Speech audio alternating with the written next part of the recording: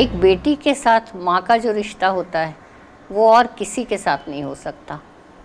माँ बेटी की रग रग पहचानती है, उसके बिना कहे उसकी सारी बातें समझ लेती है, उसे क्या चाहिए, कब चाहिए, सब कुछ जानती है।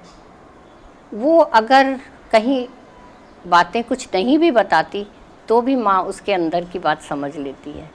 और बेटी भी माँ से जितनी छूट ले सकती है वो उसके बाद वो छूट उसे और किसी के साथ नहीं मिल सकती।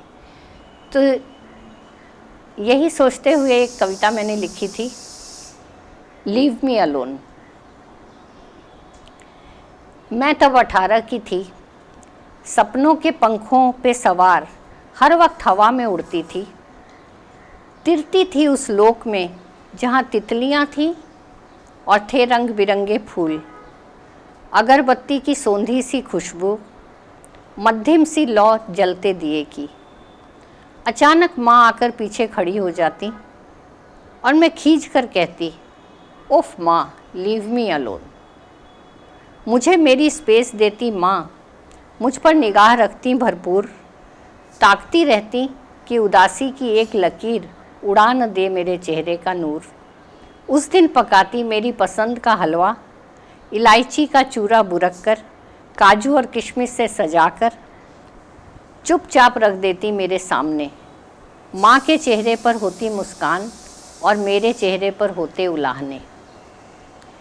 फिर एक दिन छूटी माँ, तितलियाँ और फूल, दिया और बाती, सबकी सांझी जगह पर था एक साथी।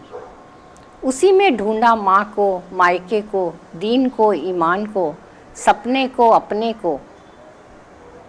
धीरे धीरे सपने एक एक कर रीते झरे टूटे। माँ का आंगन, माँ की छाँव, सब छूटे तो छूटे। आखिरी सपने की टूटन पर मुंह से आह की तरह निकला, उफ, लीव मी अलोन।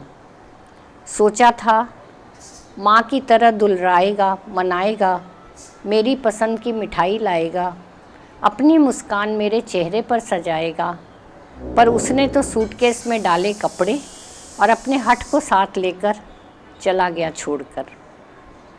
नहीं जाना था मध्यम सी लौ सा वह मासूम सा जुमला जो माँ से कहा था, आज इस कदर बेगाना बना रहा था।